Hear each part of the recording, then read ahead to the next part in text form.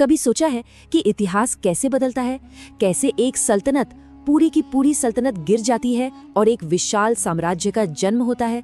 आज हम कुछ पुराने हाथ से लिखे नोट्स के पन्नों को पलटेंगे और देखेंगे कि कैसे दिल्ली की तकदीर हमेशा के लिए बदल गई। तो चलिए इस रोमांचक सफर पर चलते हैं। अब ये जो नोट्स दिख रहे हैं ना, ये सिर्फ कुछ शब्द नहीं है, ये तो समझिए एक महाकाव्य की पहली कड़ी है।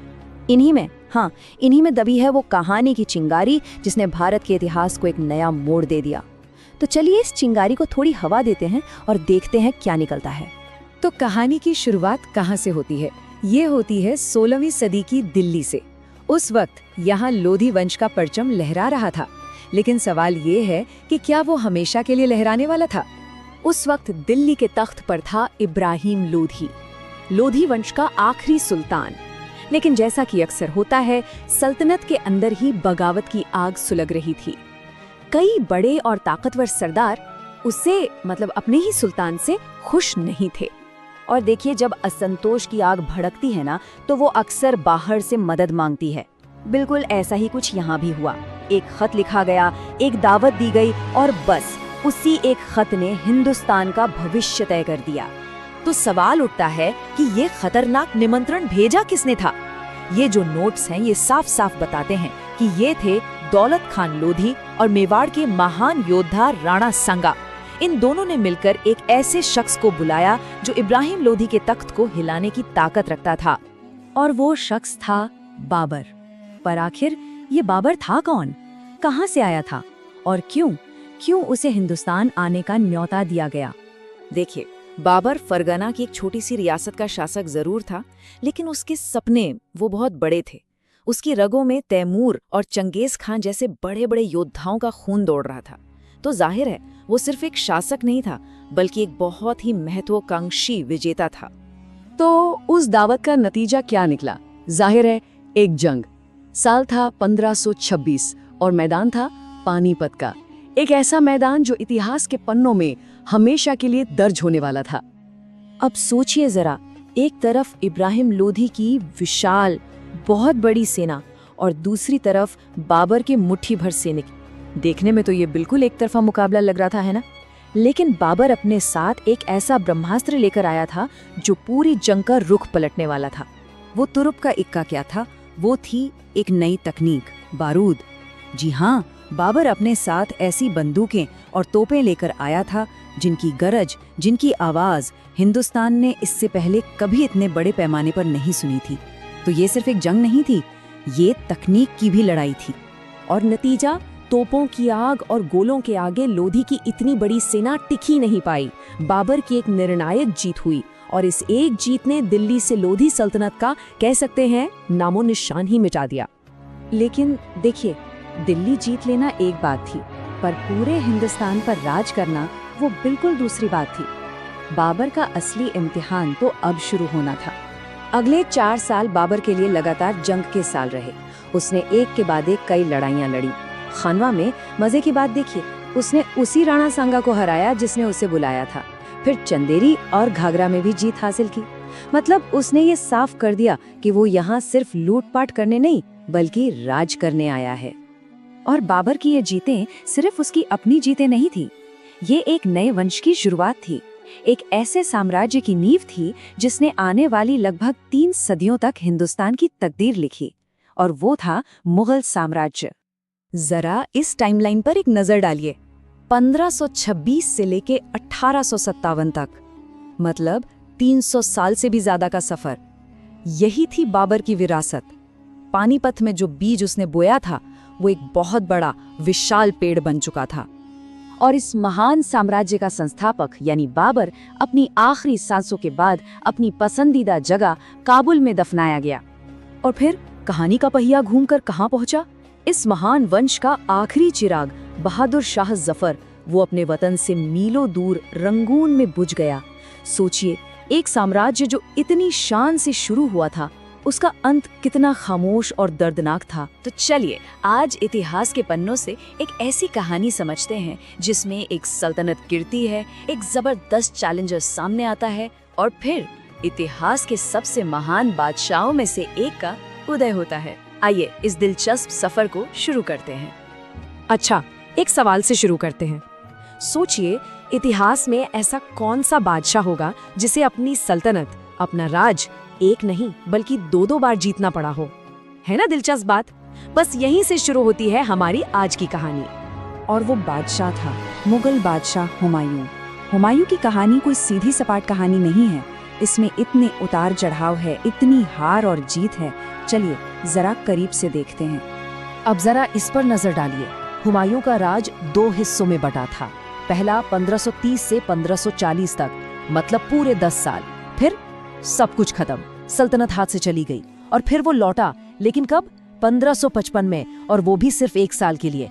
मतलब इन दोनों के बीच पूरे 15 साल का एक बहुत बड़ा गैप था। 15 साल, सोचकर देखिए, पूरे 15 साल। एक बादशाह, लेकिन बिना सल्तनत के। कैसा महसूस किया होगा उसने। और इससे भी बड़ा सवाल ये है कि भाई जब हुमायूं यहाँ नहीं था तो इन 15 सालों में हिंदुस्तान के तख्त पर आखिर हो क्या रहा था।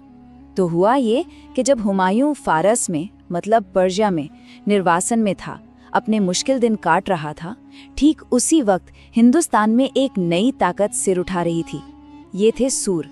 उन्होंने वो पावर वैक्यूम, वो खाली जगह भर दी जो हुमायूं के जाने से बन गई थी। और इस सूरी राजवंश की नींव किसने रखी? उसी आदमी ने जिसने हुमायूं को दिल्ली की गद्दी से बेदखल कर दिया था। जी हाँ, हम बात कर रहे हैं शेर शाह सूरी की। शेर शाह सूरी, इसका असली नाम फरीद था। यह बहुत कम लोग जानते हैं। और कमाल की बात देखिए, उसने राज किया सिर्फ 5 साल, 1540 से 1545 तक। लेकिन इन 5 सालों में उसने जो काम किया वो सदियों तक याद रखा गया। और जैसे उसकी जिंदगी थी वैसे ही उसकी मौत भी, एक योद्धा की तरह। वो कालिंजर किले पर एक मिलिट्री मिशन पर था और वहीं एक तोप का गोला, बस कहानी खत्म। एक लड़ाका जो जंग के मैदान में ही हमेशा के लिए सो गया। लेकिन शेर शाह को सिर्फ एक योद्धा के रूप में देखना, उसकी कहानी को आधा समझना है। उसकी असली विरासत वो तो कुछ और ही थी। यहाँ देखिए, ये 2 तस्वीरें उसकी पूरी शख्सियत को बयां करती हैं। एक तरफ वो तलवार वाला योद्धा है तो दूसरी तरफ वो एक शानदार एडमिनिस्ट्रेटर है। उसने जो सड़कें बनवाई, जो अर्थव्यवस्था के लिए काम किया, वो कमाल का था। और उसके सुधारों में से एक सबसे बड़ा सुधार था करेंसी का। उसने चांदी का रुपया और तांबे का दाम शुरू किया। और मजे की बात पता है क्या है? ये जो रुपया है ना, यही आज हमारी करेंसी का बेस है। सोचिए, उस आदमी की विरासत हम आज भी अपनी जेब में लेकर घूम रहे हैं। तो शेर शाह की मौत के बाद मुगलों के लिए वापसी का एक दरवाजा सा खुल गया। हुमायूं लौटा भी, लेकिन बहुत ज्यादा वक्त तक राज नहीं कर पाया। और बस यहीं से मुगल सल्तनत के सबसे शानदार, सबसे सुनहरे दौर की नींव पड़ी। ये दौर था अकबर का। अकबर की कहानी भी किसी फिल्म से कम नहीं। 1542 में अमरकोट में पैदा हुआ और सोचिए, सिर्फ 13 साल की उम्र में 1556 में उसे बादशाह बना दिया गया। 13 साल। और गद्दी पर बैठते ही सामने थी पानीपत की दूसरी लड़ाई, और उस लड़ाई को जीतकर ही उसने अपनी सल्तनत को सही मायनों में बचाया। पर सवाल ये है कि 13 साल का बच्चा इतनी बड़ी सल्तनत कैसे संभाल सकता है? अकेले तो मुमकिन नहीं था। और यहीं एंट्री होती है उसके संरक्षक बैरम खां की। शुरुआत के जो साल थे उनमें दरअसल बैरम खां ही अकबर को गाइड कर रहे थे, राज करना सिखा रहे थे। और जैसे जैसे अकबर बड़ा हुआ, समझदार हुआ, उसने एक बहुत ही कमाल का काम किया। उसने अपने आसपास देश के सबसे काबिल, सबसे जीनियस लोगों को इकट्ठा करना शुरू कर दिया। एक ऐसी टीम बनाई जिसने सल्तनत को आसमान पर पहुंचा दिया। और इतिहास इसी टीम को नवरत्न या 9 रत्न के नाम से जानता है। तो ये नवरत्न थे क्या? असल में ये अकबर की सुपर टीम थी, एक सलाहकार समिति जिसमें हर कोई अपनी अपनी फील्ड का मास्टर था। कोई संगीत का जादूगर, कोई फाइनेंस का एक्सपर्ट, तो कोई जंग का महारथी। चलिए एक एक करके इन सबसे मिलते हैं। इनके नाम याद रखने के लिए एक छोटा सा फॉर्मूला है, TATAFMBMB। थोड़ा अजीब है पर काम का है। चलिए इसको डिकोड करते हैं। T से तानसेन, संगीत के सम्राट। A से अबुल फजल, जिसने अकबर की पूरी कहानी लिखी। फिर T से टोडरमल, फाइनेंस मिनिस्टर। फिर A से अब्दुल रहीम, जबरदस्त कवि। F से फैजी, ये भी शायर थे। M से मानसिंह, जो सेनापति थे। बी से बीरबल, जिनके किस्से आज भी मशहूर हैं। फिर एम से मुल्ला दो प्याजा, ये भी सलाहकार थे। और आखिर में बी से भगवान दास, जो एक बड़े मनसबियार थे। मतलब हर फील्ड का एक्सपर्ट मौजूद था। ये थी अकबर की असली ड्रीम टीम। और देखिए, इन 9 में से 2 नाम तो ऐसे हैं जिन्हें आज बच्चा बच्चा जानता है, बीरबल और तानसेन। लेकिन क्या किसी को पता है कि बीरबल का असली नाम महेश दास था और तानसेन का असली नाम था रामतनु पांडे? यही तो हैं वो छोटी छोटी बातें जो इतिहास को मजेदार बना देती हैं। आगे बढ़ने से पहले फटाफट आज के एजेंडे पर एक नजर डाल लेते हैं। आज हम मुख्य रूप से 5 चीजों पर बात करेंगे। पहला, अकबर के प्रमुख निर्माण। दूसरा, उनकी धार्मिक नीतियां। तीसरा, ब्रिटिश प्रशासन का इवोल्यूशन। चौथा, प्रमुख ब्रिटिश नीतियां। और 5वां, जनगणना और बंगाल का विभाजन। तो चलिए सबसे पहले बात करते हैं पहले हिस्से की, अकबर के प्रमुख निर्माण।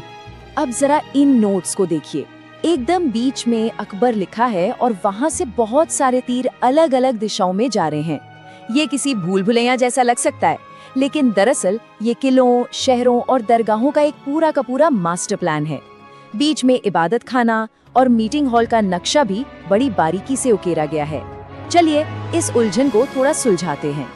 इन नोट्स को अगर हम डिकोड करें तो पता चलता है कि अकबर ने 2 बहुत ही प्रमुख किलों का निर्माण करवाया था, इलाहाबाद फोर्ट और आगरा फोर्ट। इसके अलावा साल 1573 ईस्वी में फतेहपुर सीकरी की स्थापना की गई और यहीं शेख सलीम चिश्ती की दरगाह का जिक्र भी हमें मिलता है। एक और बहुत ही दिलचस्प बात, 1601 ईस्वी में गुजरात विजय की खुशी में विशाल बुलंद दरवाजा बनवाया गया था। मतलब वास्तुकला सिर्फ रहने की जगह नहीं थी, बल्कि अपनी ताकत और जीत को दुनिया को दिखाने का एक जबरदस्त तरीका भी थी। अब आते हैं हमारे दूसरे दिलचस्प विषय पर, अकबर की धार्मिक नीतियां। इन पन्नों में जो सबसे चौंकाने वाली बात लिखी है वो ये कि नोट्स में अकबर को सबसे अनपढ़ राजा कहा गया है। लेकिन फिर आप उनके फैसलों को देखिए। तीरों के जरिए ये साफ होता है कि उनकी सोच कितनी व्यापक थी।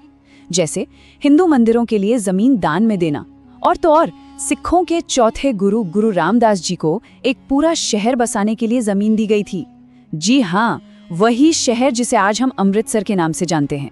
नोट्स में सिखों के 5वें गुरु अर्जुन देव जी के समय में स्वर्ण मंदिर के निर्माण का भी जिक्र है ना कमाल की बात। नीतियों में एक बहुत ही गजब का कंट्रास्ट भी देखने को मिलता है। एक तरफ नोट्स बताते हैं कि 1563 और 1564 ईस्वी में जिजिया टैक्स और तीर्थ यात्रा टैक्स को पूरी तरह से हटा दिया गया था, और दूसरी तरफ साल 1582 ईस्वी में एक बिल्कुल नया धर्म ही पेश कर दिया गया, दीन ए इलाही। नोट्स में एक बहुत ही स्पेसिफिक पॉइंट हाईलाइट किया गया है कि राजा बीरबल एकमात्र ऐसे हिंदू थे जिन्होंने इस नए धर्म को अपनाया था। खैर, साहित्य और संस्कृति की बात करें तो नोट्स में आरपी यानी रिलीजियस पॉलिसीज से निकलता हुआ एक और तीर भाषा और अनुवाद की तरफ इशारा करता है। उस समय हिंदू धर्म ग्रंथों को राजभाषा यानी फारसी में ट्रांसलेट करने की एक बहुत बड़ी और अहम पहल शुरू की गई थी। और ये कोई छोटी पहल नहीं थी। महान हिंदू महाकाव्य महाभारत का फारसी में अनुवाद करवाया गया और उसे नाम दिया गया रज़्मनामा। मुगल काल में अलग अलग संस्कृतियों का इस तरह से मिलना जुलना एक बहुत ही खास बात थी, जिसे इन नोट्स में बहुत ही प्रमुखता से दर्ज किया गया है। तो चलिए बिना किसी देरी के शुरू करते हैं। अब देखिए, ये है वो असली सोर्स मटेरियल। पहली नजर में एकदम दिमाग चकरा देने वाला है ना, बिल्कुल अस्त व्यस्त हैंड रिटन माइंड मैप। लेकिन इस विश्लेषण का मकसद ही यही है कि इस तरह की बिखरी हुई जानकारी को सुलझाया जाए और एकदम साफ तथ्यों में बदल दिया जाए, ताकि ये हमेशा के लिए दिमाग में छप जाए। तो आज का हमारा रोड मैप कुछ इस तरह रहेगा। पहले जहांगीर का जीवन और शासन, फिर उनकी न्याय की जंजीर, उसके बाद अंग्रेजों की एंट्री, फिर शाहजहां की वास्तुकला और आखिर में शाहजहां के अंतिम दिन। चलिए सेक्शन 1 से शुरुआत करते हैं, जहांगीर, जीवन और शासन। हमारे नोट्स में जो सबसे पहली और बुनियादी बात सामने आती है वो है नाम का फंडा। हम सब इतिहास में जिन्हें जहांगीर कहते हैं, उनका असल जन्म का नाम तो सलीम था। गद्दी पर बैठने के बाद उन्होंने ये शाही उपाधि अपनाई थी जहांगीर, जिसका मतलब ही होता है दुनिया को जीतने वाला। अब इसी सोर्स मटेरियल से उनके परिवार और कुछ खास लोकेशंस की डिटेल भी मिलती है। उनकी पत्नी मेहरुन निसा, जिन्हें हम सब उनकी मशहूर उपाधि नूर जहां के नाम से जानते हैं। नूर जहां के पिता यानी जहांगीर के ससुर का नाम एतमाउद्दौला था और एक बड़ा ही रोचक ज्योग्राफिकल फैक्ट भी है यहाँ। जहांगीर का मकबरा भारत में नहीं है, बल्कि वो लाहौर में रावी नदी के ठीक किनारे स्थित है। सीधे आगे बढ़ते हैं सेक्शन 2 पर, न्याय की जंजीर। सोर्स नोट्स में एक बड़ा ही कमाल का हैंड ड्रॉन डायग्राम है। इसमें महल के मुख्य द्वार से एक लाइन सीधे बाहर की तरफ जा रही है, जो दरअसल राज्य की जनता को सीधे दरबार से जोड़ती थी। और ये कोई इमेजिनरी लाइन नहीं, बल्कि एक असली भौतिक जंजीर थी। जहांगीर की 2 बड़ी पॉलिसियां जो यहाँ साफ तौर पर उभर कर आती हैं। पहली, साम्राज्य में तंबाकू पर बिल्कुल सख्त बैन लगा दिया गया था, और दूसरी जो सबसे मशहूर हुई वो थी जंजीर अदल, यानी न्याय की सोने की जंजीर। सोचिए सिस्टम कितना डायरेक्ट था। राज्य का कोई भी आम नागरिक जिसे न्याय चाहिए, वो बस महल के बाहर लटकती इस जंजीर को खींच सकता था और सीधे महल के अंदर घंटी बज उठती थी। और पता है, इसी सिस्टम की वजह से इन नोट्स में उन्हें मोस्ट जस्टेबल किंग, यानी सबसे न्यायप्रिय राजा कहा गया है। न्याय के प्रोसेस से सारे बिचौलियों को हटा देना और आम इंसान को सीधे राजा से अपनी बात कहने का हक देना, ये उस दौर के हिसाब से बहुत बड़ी बात थी। अब आते हैं सेक्शन 3 पर, अंग्रेजों का आगमन। जहांगीर की दौर में इतिहास का एक बहुत बड़ा भू राजनीतिक भूचाल आना शुरू हुआ। विदेशी व्यापारियों की एंट्री। नोट्स के इस हिस्से में तारीखों और नामों की एकदम खिचड़ी पकी हुई है। East India company, captain Hawkins, Thomas Roe, काफी उलझा हुआ मामला है। खैर, चलिए इसे थोड़ा डिकोड करते हैं और एक तार्किक क्रम में लगाते हैं। तो कहानी का फ्लो कुछ इस तरह आगे बढ़ता है। सन 1600 लंदन में ईस्ट इंडिया कंपनी बनी। 1608 पहली बार कैप्टन हॉकिंस भारत आता है। फिर 1611 ब्रिटिश सम्राट के राजदूत के रूप में सर थॉमस रो जहांगीर के दरबार में आते हैं। और फाइनली इन सब के लगातार प्रयासों का नतीजा ये निकलता है कि 1613 में अंग्रेज अपनी पहली फैक्ट्री स्थापित करने में कामयाब हो जाते हैं। लेकिन ये लोग इतनी दूर आए क्यों थे? थॉमस रो जैसे लोगों का मेन मकसद था क्या? हमारा सोर्स इसका एकदम सीधा जवाब देता है, प्योर बिजनेस। उनका पूरा फोकस कैश क्रॉप्स यानी नकदी फसलों पर था। कपास, जूट, चाय, कॉफी और नील। वो भारत से बस इन कच्चे मालों का व्यापार करना चाहते थे। अब एक छोटा सा ज्योग्राफिकल नोट यहाँ बहुत अहम हो जाता है।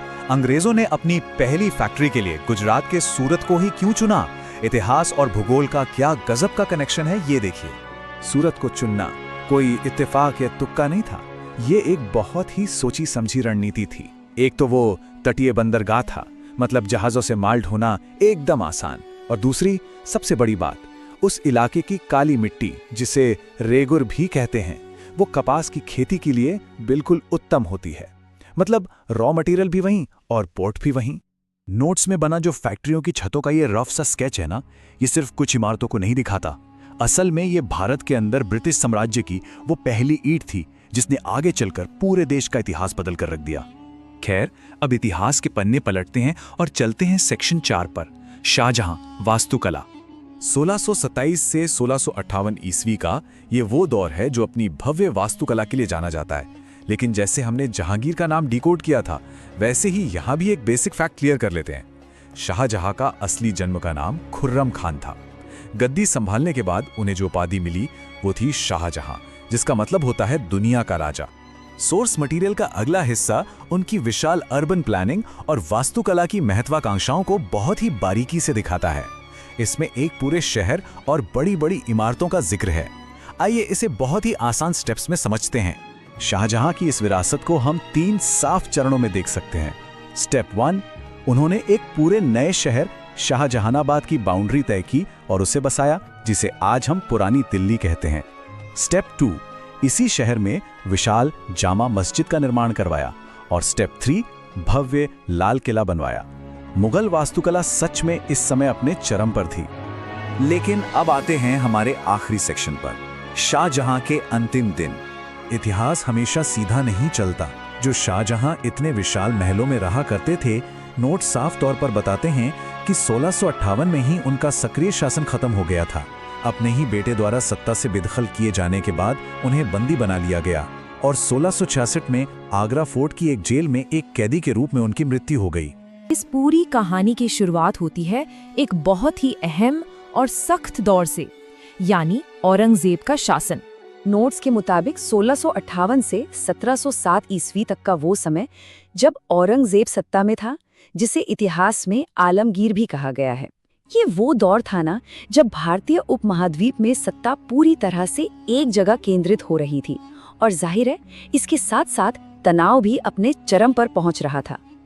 अब तनाव क्यों बढ़ रहा था? क्योंकि नीतियां सच में बहुत ज्यादा सख्त थीं। देखिए, जजिया टैक्स को फिर से लगा दिया गया। इतना ही नहीं, हिंदू धार्मिक त्योहारों और यहाँ तक कि धार्मिक नाच गानों पर भी पूरी तरह से बैन लगा दिया गया। अब आप खुद सोचिए, इतनी ज्यादा पाबंदियों का नतीजा क्या होगा? पूरे साम्राज्य में एक भारी असंतोष फैलना तय था। वैसे आगे बढ़ने से पहले इन नोट्स में वास्तुकला से जुड़ा एक बड़ा दिलचस्प फैक्ट भी है। क्या आपने महाराष्ट्र के औरंगाबाद में बीबी का मकबरा के बारे में सुना है? ये रबिया उद दौरानी की कब्र है, जिसे अक्सर दूसरा ताजमहल या काला ताजमहल भी कहा जाता है। ये उस दौर के आर्किटेक्चर का एक अलग ही पहलू है। खैर, वापस अपने मुख्य विषय पर आते हैं। इतनी सख्त पाबंदियों का एक बहुत बड़ा रिएक्शन होना ही था, और ये हमें साफ देखने को मिलता है सिख गुरुओं के कड़े संघर्ष में। इन नोट्स में बिल्कुल स्पष्ट लिखा है कि इस विद्रोह का एक बहुत बड़ा कारण था जबरन धर्म परिवर्तन करवाना। इसी नीति के खिलाफ सिख गुरुओं ने एक ऐसा मोर्चा खोला जो मुगलों के लिए एक बहुत लंबा और कभी न खत्म होने वाला सिरदर्द बन गया। प्रतिरोध की इस ऐतिहासिक कड़ी को देखें तो इसकी शुरुआत 5वें गुरु अर्जुन देव जी से होती है। इसके बाद 9वें गुरु तेग बहादुर जी ने इस विरोध को जारी रखा, और जैसा कि इतिहास गवाह है, औरंगजेब द्वारा उनकी हत्या कर दी गई थी। और फिर 10वें गुरु गोविंद सिंह जी ने इस पूरे आंदोलन को एक नई और बेहद आक्रामक दिशा दी। और इसी का सबसे बड़ा नतीजा निकला 1699 ईस्वी में, जब खालसा पंथ की स्थापना हुई। ये कोई छोटी मोटी घटना नहीं थी। ये सिर्फ एक सैन्य विद्रोह नहीं था, बल्कि एक पूरी तरह से अनुशासित और आध्यात्मिक पहचान की मजबूत नींव थी, जो 5 क के सिद्धांत पर टिकी थी। ये 5 क खालसा की एक ऐसी मजबूत पहचान बन गए जिसने मुगल सत्ता की जड़ों को हिलाकर रख दिया। ये एकजुटता और साहस का एक ऐसा उदाहरण था जिसने उस दौर के राजनीतिक समीकरणों को पूरी तरह से बदल कर रख दिया। लेकिन मुगलों के लिए परेशानी सिर्फ उत्तर भारत में ही नहीं थी। दक्कन में एक और बहुत बड़ी ताकत सिर उठा रही थी, और वो थे मराठा। औरंगजेब ने शिवाजी महाराज को रोकने के लिए कई पैतरे आजमाए। पहले उसने शाइस्ता खान को भेजा, और नतीजा क्या हुआ? शिवाजी महाराज ने उसे बुरी तरह हराकर वहां से खदेड़ दिया। इसके बाद रणनीति बदली गई और जयसिंह को भेजा गया। जयसिंह ने सैन्य ताकत की बजाय कूटनीति का सहारा लिया, और 1665 की पुरंदर की संधि के जरिए स्थिति को कुछ हद तक कंट्रोल करने की कोशिश की। इतिहास में शिवाजी महाराज को यूं ही दक्कन का शेर नहीं कहा जाता। पीडीएफ के ये माइंड मैप्स भी इसी बात पर जोर देते हैं कि वो मुगल साम्राज्य के लिए सबसे बड़ी चुनौती थे। उन्होंने लिटरली औरंगजेब की रातों की नींदें उड़ा दी थी। और फिर आता है 1674 ईस्वी का वो साल, इतिहास का एक बहुत बड़ा मील का पत्थर। महाराष्ट्र के शिवनेरी किले में शिवाजी महाराज का स्वतंत्र राज्याभिषेक हुआ। काशी के प्रख्यात विद्वान गंगा भट्ट ने इस समारोह को संपन्न कराया, और यहीं पर शिवाजी महाराज ने छत्रपति की वो महान उपाधि धारण की जो आज भी गर्व का प्रतीक है। अब एक बात जो अक्सर लोग भूल जाते हैं वो ये कि मराठा सिर्फ बेहतरीन योद्धा ही नहीं थे, उनका एडमिनिस्ट्रेशन यानी प्रशासन का तरीका भी कमाल का था। उनके एक 8 मंत्रियों की बहुत ही कुशल परिषद थी जिसे अष्टप्रधान कहा जाता था। और अगर टैक्स सिस्टम की बात करें तो चौथ यानी आय का 1/4 हिस्सा और सरदेशमुखी जैसी मजबूत प्रणालियां उनकी अर्थव्यवस्था की रीढ़ थीं। तो अब जरा इस पूरी तस्वीर को एक साथ देखिए।